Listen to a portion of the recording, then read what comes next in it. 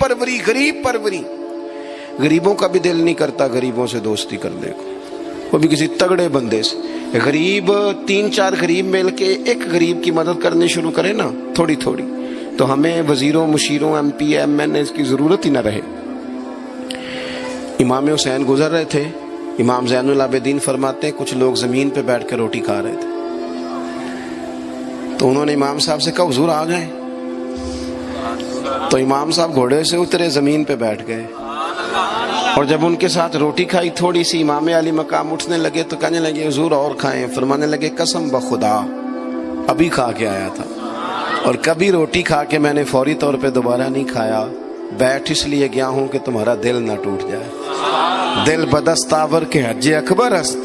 عزیز دوستو، غریب پروری، بہادری، اور سب سے بڑی بات یہ کہ قناعت پسندی، تھوڑے پہ گزارا. یہ جو ہم روز دکھ سناتے ہیں نا اپنے بیٹوں کے، بیٹیوں کے، پریشانیاں، آزمائیاں ہم نے طاری کر لی.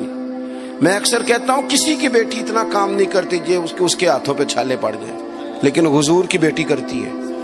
محبوب کی شہزادی یہ کام کرتی ہے کہ ہاتھوں پہ چھالے پڑ جائیں. نبی پاک صلی اللہ تعالی علیہ وسلم کی شہزادی یہ کام کرتی تھی، ڈیوٹی کرتی تھی ذمہ داری سے. اور کنز المال میں وہ چمکتے دمکتے لفظ حدیث کے موجود ہیں کہ اونٹ کے بالوں کی بنی ہوئی چادر اوڑھ کے سیدہ فاطمہ چکی پیس رہی. محبوب نے دیکھا، آنکھوں میں آنسو بھی آئے. پتہ فرمایا کیا؟ فرمایا فاطمہ بیٹا دنیا میں تھوڑی سی تکلیف برداشت کر، آخرت کی ساری عزتیں اللہ تجھے ہی عطا فرمائے گا. اپنے گھروں کے اندر یہ خوبصورت ماحول لائیں. اور پھر سب سے بڑی بات یہ تھی کہ ان کا جو رشتہ تھا نا مصلی کے ساتھ. سبحان اللہ. یہ اذان کس کی ہے؟ اذان ایک کا ہی جواب دینا ضروری ہوتا ہے جی. زیادہ اذانیں ہو رہی ہیں نا تو ایک کا ہی جواب دیا جاتا ہے. آپ توجہ کریں میری بات پر. عزیز دوستو، نبی پاک صلی اللہ علیہ وسلم بڑی تگڑی ہے. او جناب وہ آج کل جو ہمارے نقیبے محفل ہوتے ہیں نا وہ تو کوئی صلی اللہ تعالی علیہ وسلم. ہمارے جو محفل کے اسٹیج سیکٹری ہوتے ہیں وہ تو کوئی 3-4 منٹ لگاتے ہیں جنت میں بھیجنے میں، پر نعت خواں تو 1.5 منٹ ہی لگاتا ہے. اندر تسی جلسہ کراؤ تو جنت تہاڈی.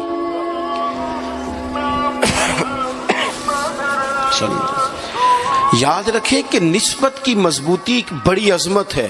اللہ والوں کی نسبت بڑی چیز ہے، اور خدا دے یہ دولت تو یہ بڑی چیز ہے، یہ بڑی چیز ہے.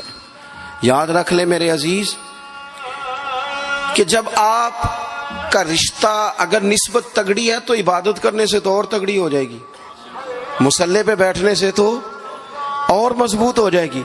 آپ نبی پاک علیہ السلام کے گھرانے کا ترک دیکھیں تو وہ عبادت سے بڑا ان لوگوں کا شغف ہے، اللہ اللہ کرنے سے بڑا ذوق ہے. ہم نا پہلے بھی کمزوریاں کافی تھی، پر جب سے موبائل آیا نا یہ موبائل تسبیح کی جگہ پہ آیا ہے. ہاتھوں میں تسبیح ہوتی تھی جہاں موبائل آئے. مصلی کی عبادت، ریاضت کمزور کر لی ہم نے. رسول پاک صلی اللہ علیہ وسلم کا اپنا طریقہ یہ تھا کہ حضرت عائشہ صدیقہ رضی اللہ تعالیٰ عنہ فرماتی ہیں کہ حضور نے ساری رات نماز پڑھی اور قدم شریف میں ورم آ گیا. کبھی آیا ہمارے پیروں میں ورم عبادت کر کے؟ ساری رات نماز پڑھی، قدمین شریفین میں ورم آ گیا. اور جب قدموں میں ورم آ گیا نا تو فرماتی ہیں میں نے عرض کی یا رسول اللہ آپ کے تو صدقے اللہ اگلے پچھلوں کے گناہ معاف کرے گا، اور آپ اس قدر زیادہ آہوزاری کرتے ہیں. تو نبی پاک علیہ السلام نے فرمایا عائشہ تم نے کہا ہے نا اللہ میرے اوپر بڑا مہربان ہے، اللہ بڑا کریم ہے، اس نے مجھے رسولوں کا امام بنایا ہے، اپنا محبوب بنایا. تم ہی کہہ رہی ہو نا یا رسول اللہ؟ ہاں.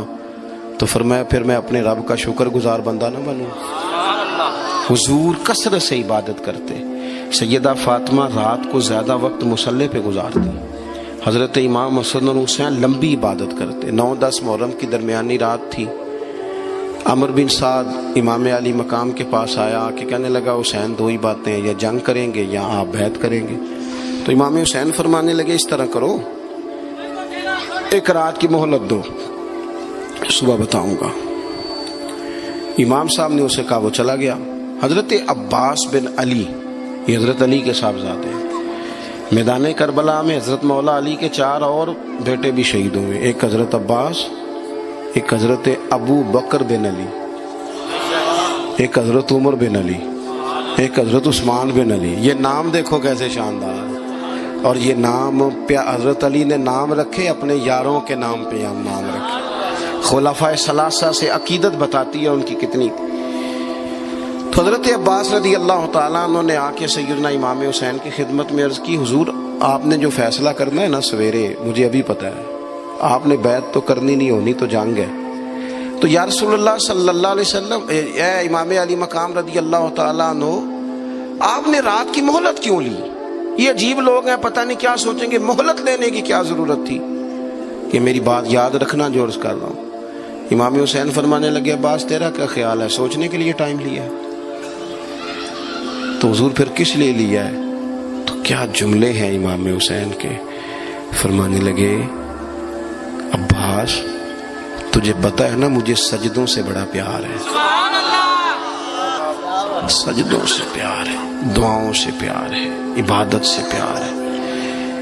میرا دل کرتا ہے ایک رات رہ گئی ہے میں رج رج کے سجدے کروں، اپنے مالک کے حضور اپنی پیشانی رکھوں، خوب دعائیں مانگوں. تو ان کا تو عبادت سے اتنا شغف تھا. آخری بات سنیں، یزید تو ظاہری طور پر کلمہ بھی پڑھتا تھا، سارے کام کرتا تھا. امام حسین کیوں نکلے اس کے خلاف؟ اس لیے کہ فاسق و فاجر تھا، شرابی بدکار تھا. صحیح بتانا، صحیح. اس بندے کی جیب میں خود ڈھیر سارے گندے گانے ہوں، وہ امام حسین کے نام کی ایک دیگ پکا لے تو امام حسین خوش ہو جائیں گے؟ جو وہاں لڑکیوں کے اسکول کالج کے سامنے روز کھڑا ہو، وہ کہے کہ میں نے 6 نعرے پورے لگائے امام حسین کے نام کے، تو امام حسین خوش ہو جائیں گے؟ امام حسین کی کاز کیا ہے؟ وہ کہتے ہیں کہ ایسے لوگ جو فاسق و فاجر ہوں، اعلانیہ گناہ کرنے والے، وہ کبھی بھی عنان حکومت پہ آنے نہیں چاہیے. اور اگر ہم سپورٹر ووٹر ان لوگوں کے ہوں، ہم انہی لوگوں کے سپورٹر ووٹر ہوں جو ظالم ہیں، فاسق و فاجر ہیں، اور ہم بات کریں امام حسین کی، ہم سے نہ رقم ہوں گے قصید یزید کے. ہم لوگ تو حسین کے سیرت نگار ہیں. دورنگی چھوڑ کے یک رنگ ہو جا، سراسر موم ہو جا یا سنگ ہو جا، آپ کبھی کسی ظالم کے سپورٹر نہ بنے. کبھی بھی آپ کو پتا چل گیا بندہ غلط ہے تو ڈٹنا سیکھیں، کھڑے ہونا سیکھیں.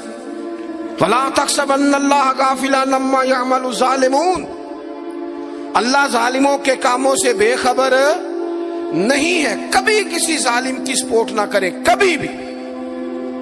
میرے نبی پاک علیہ السلام نے فرمایا، جس نے زمین کی ایک بالشت پر ظلم کیا نا، اللہ 7 زمینوں کا طوق بنا کے قیامت کے دن اس کے گلے میں ڈال دے گا. کبھی کسی ظالم کے ساتھ کھڑے نہ ہونا، کبھی بھی. ایک منٹ کے لیے. وہ ایک دفعہ ایران کا ایک بادشاہ تھا، تو اس نے سوچا کہ میں اپنے بیٹے کو نا گھوڑ سواری سکھا لی ہے، تیر اندازی سکھائی ہے، تو میں نا اسے دین بھی پڑھاؤں. اس نے ایک بزرگ عالم کا انتخاب کیا کہ میرے بیٹے کو آپ نا کتاب و سنت پڑھائیں. تو بچہ ایک زمانہ استاد کے پاس کئی سال جاتا رہا. جب اس کی تعلیم مکمل ہو گئی نا، تو ایک دن فارغ ہو گیا. جس طرح ہمارے ہاں چلے آمین ہوتی ہے یا دستار ہوتی ہے، بچے کی تکمیل ہو گئی. ایک دن ویسے ہی استاد صاحب نے گھر بلایا، کہا پتر میرے پاس آؤ. بچہ چلا گیا تو استاد صاحب نے اندر سے کنڈی لگا لی اور بچے کو کافی سارے تھپڑ مارے، کھینچا، زد و کوب کیا، مارا. بچے نے گھر آ کے والد کو شکایت لگائی تو والد کہنے لگے، پتر تیرے استاد عالم فاضل بندے ہیں، ایسے بلا وجہ مارا، میری سمجھ میں نہیں آتا. ماں کو کہا تو اماں کہنے لگی، پتر تیرا باپ کہتا تو ٹھیک ہے، چلو حالات بدل گئے، زمانہ بیت گیا، وہ بادشاہ فوت ہو گیا، یہ بیٹا تخت پہ بیٹھا. اب وہ درد نہیں جاتا تھا اندر سے کہ استاد نے زیادتی کی میرے ساتھ. اس نے پہلا حکم یہ جاری کیا کہ میرے استاد کو بلاؤ.